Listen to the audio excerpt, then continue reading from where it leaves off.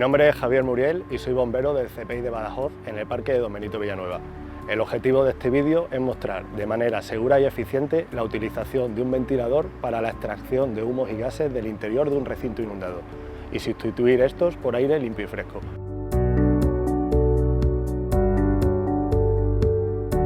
Los equipos de bomberos utilizamos este recurso para, desde el exterior del lugar contaminado, ser capaces de lograr una sobrepresión en el interior de la estancia a ventilar y lograr con ello que los humos y gases calientes salgan al exterior de manera mecánica sin comprometer la seguridad de los intervinientes. Una correcta ventilación mejorará las condiciones de visibilidad, reducirá la temperatura interior y hará que los daños producidos sean menores.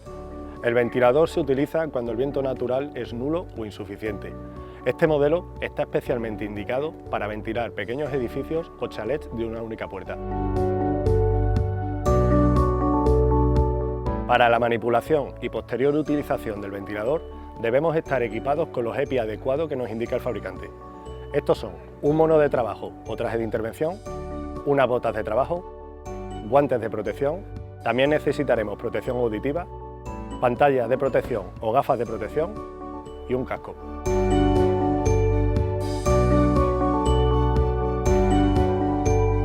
Como podemos observar, el ventilador tiene tres partes fundamentales: un chasis, una turbina y un motor de explosión de 4 tiempos. Los principales riesgos en el uso del ventilador vendrán derivados precisamente de la utilización de un motor de explosión. No utilizaremos nunca el ventilador en un local cerrado, ya que los gases del escape contienen monóxido de carbono. Tampoco debemos rellenar el depósito de combustible en un local cerrado, ya que el combustible puede desprender vapores inflamables. Y nunca utilizaremos el ventilador en el interior de una atmósfera explosiva. Como medida preventiva de todo lo anterior, vamos a realizar estas acciones en un lugar lo más amplio y aireado posible. Además, tenemos que tener también en cuenta que el funcionamiento de la turbina puede provocar proyecciones, por lo que estaremos ocasionalmente y siempre con los EPI adecuados dentro de la zona de descarga del ventilador. Y además, no utilizaremos ropa demasiado holgada que pueda engancharse en la turbina. Tampoco utilizaremos ningún calzo o algún otro objeto para aumentar la inclinación de nuestro ventilador. Este modelo de ventilador está compuesto por un chasis de acero inoxidable que incorpora una empuñadura de transporte que, al levantarla, inclina de manera automática el ventilador a 10 grados, que es el ángulo de trabajo recomendado para la mayoría de las situaciones. Para transportar el ventilador utilizaremos la empuñadura y las ruedas destinadas a tal fin. En caso de necesitar más inclinación, el ventilador posee una manija lateral que, al desbloquearla, nos permite llegar a los 20 grados de inclinación. Una vez ajustada la inclinación requerida, es necesario ajustar la manija de nuevo. Para cerrar la empuñadura de transporte, desbloquearemos el cierre trasero y lo llevaremos a su posición original. La turbina tiene como elemento de protección un chárter exterior y una rejilla en su parte frontal. El depósito del motor de explosión debe ser alimentado con gasolina sin plomo, que debe ser rellenado lo más reciente posible a su utilización para evitar sedimentos que obstruyan el carburador. Utilizaremos siempre la gasolina y el aceite que nos indique el fabricante. El motor tiene como parte más importantes una válvula de apertura y cierre de combustible y en su parte inferior un medidor del nivel de aceite y el tapón de llenado de aceite. En la parte superior nos encontramos con el tapón de llenado de combustible, una maneta para regular el régimen de revoluciones. En la maneta de régimen de revoluciones del motor encontramos dos posiciones. La posición tortuga es para un régimen de revoluciones mínimo y la posición liebre es para un régimen de revoluciones máximo. Un interruptor on-off y otra maneta para regular el caudal de aire de alimentación del motor. La posición choke proporciona al motor una menor cantidad de aire que utilizaremos para arrancar el motor en frío. La posición run proporciona al motor una mayor cantidad de aire para el funcionamiento normal y arranques con el motor ya en caliente. Por último, tenemos una empuñadura manual para que el motor haga sus primeros giros. En la parte lateral del motor tenemos la bujía de funcionamiento.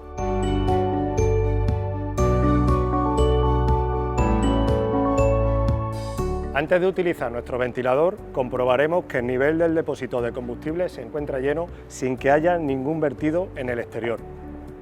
También comprobaremos que el nivel de aceite es el adecuado.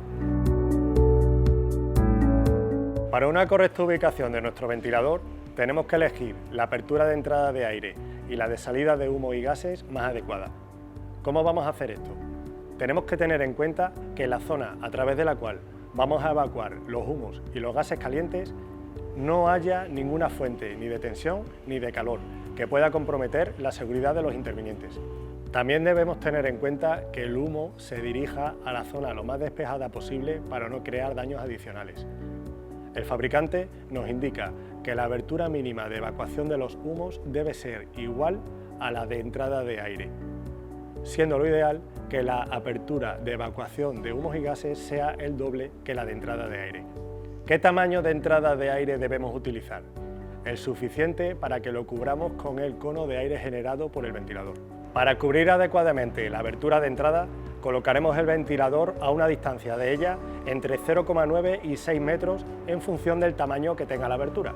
Colocaremos el ventilador sobre un suelo plano en el que no haya nada resbaladizo, asegurándonos de que no haya ningún obstáculo entre él y la abertura de entrada de aire. También debemos procurar que no haya gravilla en un radio de aproximadamente medio metro en la parte delantera del ventilador para evitar el riesgo de proyecciones. Debemos asegurarnos antes de poner en funcionamiento el ventilador de que no hay ninguna puerta o ventana abierta que dificulte el recorrido del caudal de aire introducido y nos dificulte la sobrepresión que queremos generar. En caso de que las hubiera, las cerraríamos. Para poner en funcionamiento el ventilador debemos seguir los siguientes pasos. En primer lugar, vamos a comprobar que la válvula de alimentación de combustible se encuentra abierta. ¿Cómo vamos a hacerlo? Pues nos fijaremos en que la válvula se encuentre apuntando hacia abajo. A continuación, colocaremos el interruptor de encendido en posición ON. En este caso, como el motor está frío, llevaremos la maneta que regula la entrada de aire a la posición Shock. Ya por último, cogeremos la empuñadura manual traccionando suavemente hasta que encontremos resistencia. En este momento daremos un tirón más fuerte hasta que el motor arranque. En caso de que no arranque a la primera, repetiremos esta operación hasta que se ponga el ventilador en funcionamiento. Una vez que hayamos puesto el motor del ventilador en funcionamiento, ajustaremos la maneta que regula la entrada de aire al motor en posición RAN y colocaremos la maneta que regula las revoluciones de giro del motor en la posición más adecuada a nuestra intervención. Una vez puesto en marcha el motor del ventilador es cuando vamos a comenzar a ventilar el local y tenemos que verificar regularmente que no hay ningún obstáculo que impida la entrada del flujo del aire al interior del edificio ni que la rejilla de aspiración de aire del ventilador esté obstruida. Tenemos que tener la precaución de no desplazar el ventilador cuando esté trabajando a su máximo de revoluciones.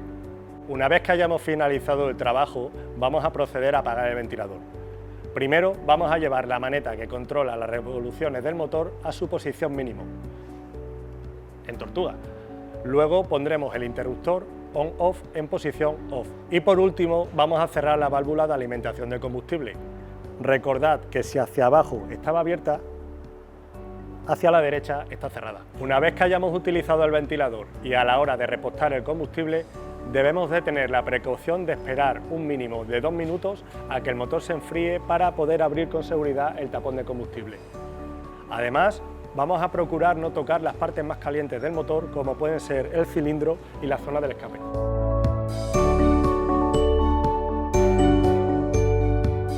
Antes de iniciar cualquier operación de mantenimiento o limpieza del ventilador, tenemos que retirar el hilo de encendido de la bujía y fijarlo aparte, para evitar cualquier encendido accidental. Una vez que terminemos las tareas de mantenimiento de limpieza, lo volveremos a colocar en su posición original. En nuestras inspecciones diarias comprobaremos que ni las palas de la turbina ni la envoltura exterior presentan signos de daños.